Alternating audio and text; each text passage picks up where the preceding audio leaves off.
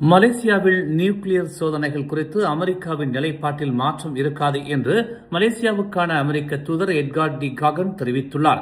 அணு ஆயுத சோதனைக்கும் அணுசக்தி சோதனைக்குமான வேறுபாடுகளை அமெரிக்கா உணர்ந்திருப்பதால் அமெரிக்காவின் ஆதரவு மலேசியாவுக்கு இருக்கும் என்று எட்கார்ட் டி காகன் தெரிவித்தார். அணுசக்தி பயன்பாடுகள் குறித்தான புரிதலை மலேசியா கொண்டிருக்கிறது என்பதால் அமெரிக்காவின் ஆதரவுடன் மலேசியா அணுசக்தி சோதனைகளை மேற்கொண்டால் மலேசியாவுக்கு அது பயனாக இருக்கும் என்று அவர் கூறினார்.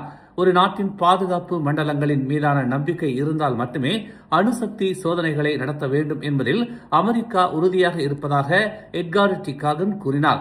அப்படியான பாதுகாப்பை மலேசியாவில் தாமும் அமெரிக்க அதிபர் டொனால்டு டிரம்பும் உள்ளிட்ட உலக தலைவர்கள் நம்புகிறார்கள் என்று அவர் கூறினார். இதை மலேசியாவும் அனைத்துலக தலைவர்களை மலேசியாவில் ஒருங்கிணைத்து உறுதிப்படுத்தியும் உள்ளது என்று அவர் கூறினார். மலேசியாவில் உள்நாட்டு போர்களோ அண்டை நாட்டுடன் தீவிரமான எல்லை பிரச்சனைகளோ இல்லை என்பதால் மலேசியா ஒரு பாதுகாப்பான நாடாக திகழ்வதாகவும் அணுசக்தி சோதனைகளுக்கு மலேசியா தகுதியான நாடு என்றும் எட்கார்ட் டி காகன் கூறினார்.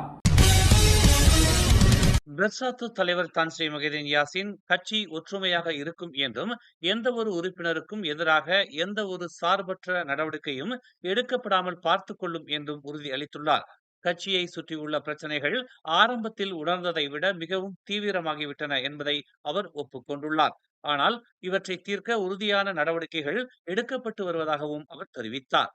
யாருக்கும் எதிராக எந்த நடவடிக்கையும் எடுக்கப்படாமல் இருப்பதை உறுதி செய்ய தாங்கள் ஒன்றாக நிற்போம் என்றும் யாரும் மற்றொருவரின் பக்கம் நிற்க மாட்டார்கள் என்றும் அவர் கூறினார். என்ன நடந்தது என்பது எங்களுக்கு தெரியும், அது நிறுத்தப்பட வேண்டும், மேலும் எதுவும் எழுப்பப்படக்கூடாது என்று அவர் சுட்டிக்காட்டினார்.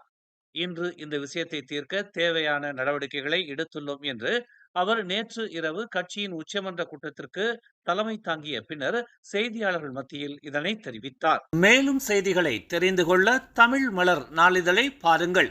உடனுக்குடன் செய்திகளை தெரிந்து கொள்ள தமிழ் மலர் இணையதளம், தமிழ் மலர் செயலி மற்றும் மலர் டிவி யூடியூப் சேனலை வலம் வாருங்கள். எங்களோடு இணைந்திருக்க மலர் டிவியை பதிவு செய்து கொள்ளுங்கள். உறவுகள் மகிழ்ந்திட விருப்பம் மற்றும் பகிர்வு சேவையை சொடுக்கிடுங்கள்.